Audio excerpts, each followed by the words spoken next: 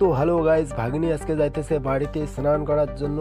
তো আমার মেয়েও যাইতেছে ওর সাথে সাথে, আমার সাথে সাথে আর কি।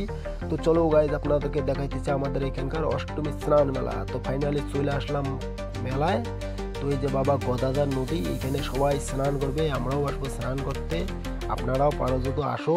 এটা কুচবিহার ডিস্ট্রিক্ট গাইস। ওই যে আমার গাড়ি, এই যে মেলা, আমি গাড়ি থেকে নামিয়ে ভিডিওটা করতেছি গাইস।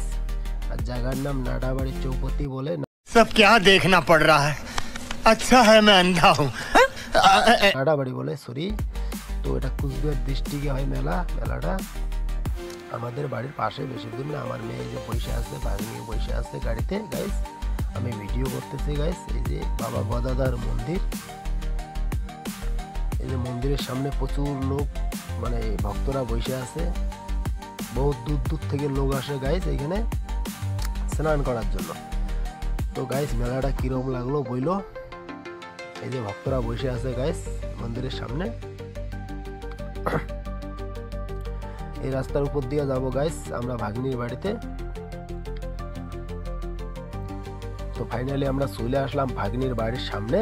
এই যে আমার গাড়ি, আমি গাড়ির থেকে নামিয়ে ভিডিওটা করতেছি গাইস। এই যে একটা তেপতি, ওই রাস্তায় যেতে লেগে ভাগ্নির বাড়ির সামনে, আর এই রাস্তায় যেতে লাগে নাড়াবাড়ি টাউনটা সামনেই। তো ফাইনালি চলে আসলাম ভাগ্নির বাড়ির সামনে।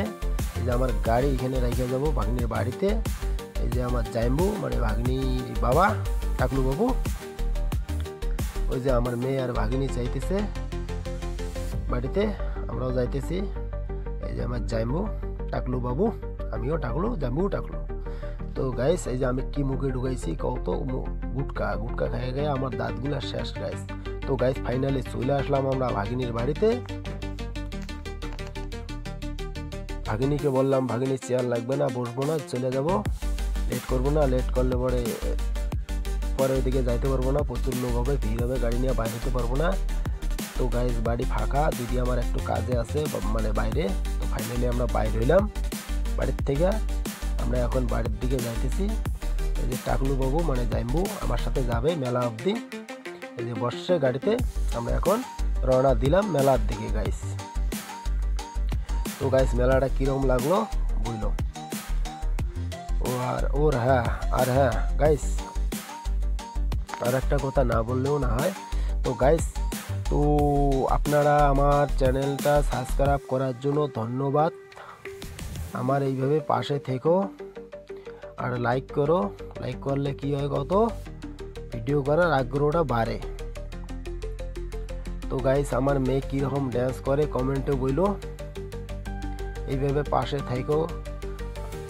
অসংখ্য ধন্যবাদ আপনাদেরকে সাবস্ক্রাইব করার জন্য গাইস।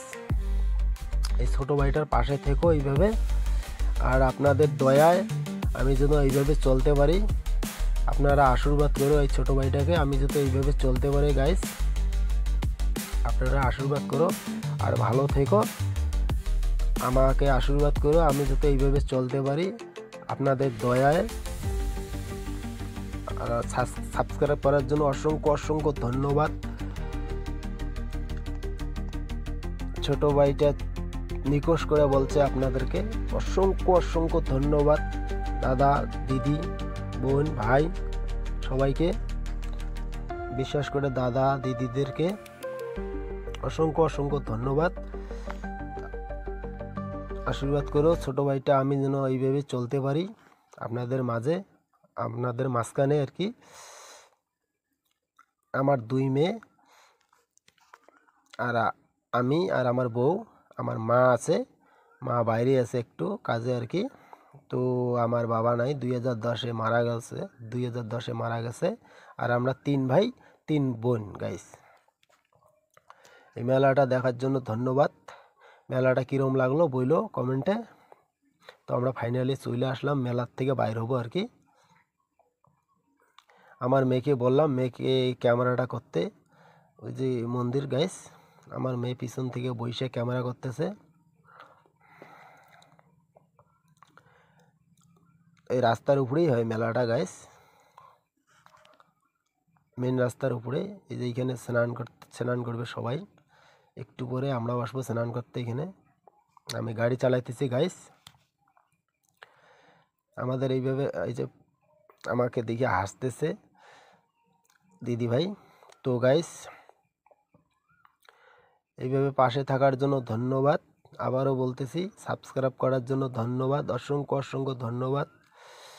তো এই যে ফাইনালে চলে আসলাম গাইস, এই যে গেট থেকে বাইরেছি, এই যে গেট থেকে আমরা বাইরেছি, এই যে এই ক্ষেতের মাঝখান দিয়ে যাবে স্নান করতে গাইস। তো গাইস ঠিক আছে।